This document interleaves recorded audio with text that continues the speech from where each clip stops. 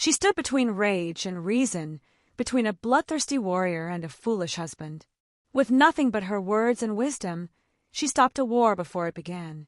This is the story of Abigail, the woman who changed the fate of a future king. Welcome to Biblical Stories, where ancient voices come to life. Here, we tell the untold emotional journeys of queens, prophets, and courageous women from Scripture through their eyes and their words. Subscribe and be part of the legacy. I was not born to be queen. I never dreamed of royal courts or palaces. I lived in the shadow of my husband, Nabal, a wealthy man, known more for his arrogance than his wisdom. But I kept my peace. I observed. I learned. I listened to the world around me, and I waited. Not for status or glory, but for the moment I would be called to act. I didn't know it would come wrapped in a threat of bloodshed, or that my voice would stand between death and destiny. It started with a request. David, the one they called Giant Slayer, was hiding in the wilderness with his men. He had protected our shepherds without asking anything in return. And then, as custom allowed, he sent messengers to ask for food during our feast. But my husband, he scoffed, called David a runaway servant, spoke like a fool to a man of war. I heard it. I felt the weight of it. And I knew, even before the dust rose, that David would not let that insult pass quietly. I didn't wait. I couldn't. While my husband sat drinking, I moved. I gathered food, hundreds of loaves, skins of wine, grain, cakes. I ordered the servants to prepare the donkeys. I told them to ride ahead. I would follow alone. I didn't tell Nabal. He would have stopped me. Or worse, cursed me.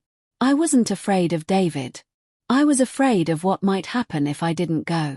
I saddled my donkey and rode into the wild, into a storm of vengeance I could only hope to calm.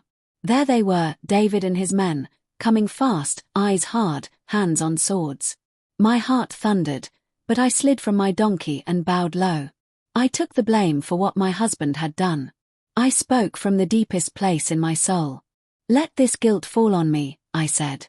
Please, don't stain your future with blood. I reminded him of the calling over his life, of the battles that mattered more than pride. I told him he was bigger than this moment. And somehow, he heard me. I watched as the fury left his face. His hands relaxed. His eyes searched mine, not with suspicion, but with something like understanding. He said, "Blessed be your wisdom." And in that moment, I knew, my words had changed everything. I had stopped a massacre. I had reminded a warrior of who he truly was. Not with force. Not with rank. But with wisdom and truth. I returned home with peace behind me, and a new chapter ahead. Nabal was celebrating. Drunk, loud, unaware of how close he'd come to destruction. I said nothing that night. But in the morning, I told him everything. His face turned to stone. His body collapsed. And 10 days later, he died. I did not curse him. I did not rejoice. I simply understood. His season was over. And mine. It was just beginning. Because not long after, David sent word. Not of thanks. Not of reward. But of marriage. He had seen something in me that day, not just diplomacy, not just beauty, but strength. And I had seen something in him, a man capable of both greatness and destruction, a man who needed someone to steady his soul. I said yes. I left my home again. This time, not to prevent a war, but to walk into a promise. I wasn't just marrying a warrior. I was joining a story much bigger than my own. Palace life wasn't a dream come true. It came with burdens, jealousy, politics, and the weight of watching a kingdom rise from dust. But I remained who I was. I didn't raise my voice to compete. I didn't strive for titles. I offered what I had always carried, discernment, peace, and presence. I reminded David when to act and when to wait. When to trust God and when to lay down his pride. I was his mirror, reflecting the king he was becoming. Even when others forgot my name, I did not forget who I was. I had been tested in silence. Refined by restraint. Strengthened by surrender. I wasn't made to shine in the spotlight, I was built for the shadows. For those moments when the right word, spoken softly, could shift the fate of a nation. That was my calling. Not to rule from a throne, but to guard the heart of the one who did. If you hear my story and see yourself in it, know this: you don't need power to make impact. You don't need a platform to speak truth. Sometimes, your wisdom will go unnoticed by the world, but not by God. He sees every quiet step, every word spoken in faith, every time you choose peace over pride. That's where legacy is written. Not in the noise, but in the stillness, where courage rises. There were days when I would look out from the palace window and remember the woman I used to be, the one riding alone through the desert, unsure if I would live to see another sunrise. That woman never left me. She whispered to me in the halls of the king. She reminded me that wisdom is not a one-time act, but a lifelong posture. Even in a crown, I chose humility. Even in a crowd, I kept listening. Because sometimes, what God needs most is not a queen in gold, but a woman who still knows how to bow. People often ask, were you afraid? Of course, I was. But fear never owned me. I knew I could die that day on the road.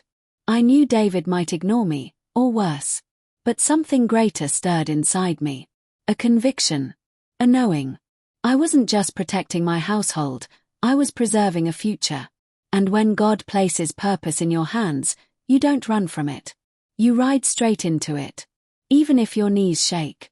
Even if your heart breaks. I think back to Nabal sometimes. Not with bitterness, but with clarity. He was my test. My proving ground. It was in his house I learned patience. It was under his roof I learned restraint. If I hadn't lived through foolishness, I might not have learned to walk in wisdom. God wastes nothing.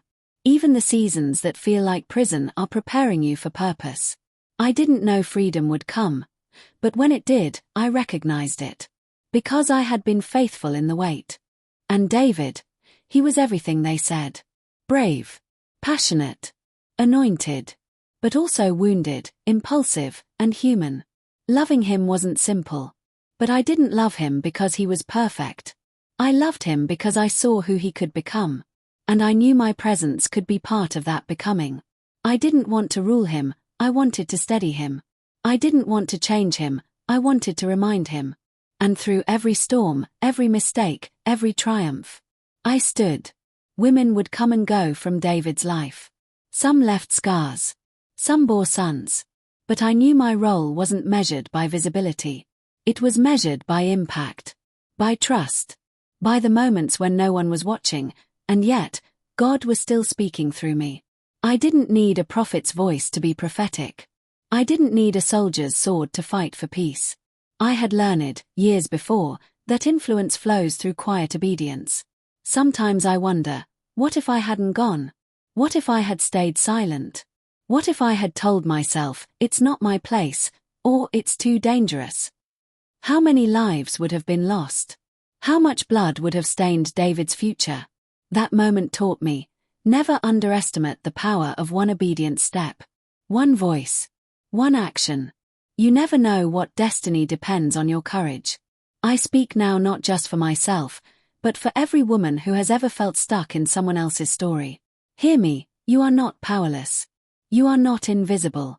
The world may overlook you, but heaven sees every ounce of your courage. Don't wait for the perfect moment to speak. Don't wait for permission to walk in purpose. God gave you that voice. Use it. If you're in a place that feels too small for your calling, remember, I was in the house of a fool before I stood beside a king. God knows where to find you.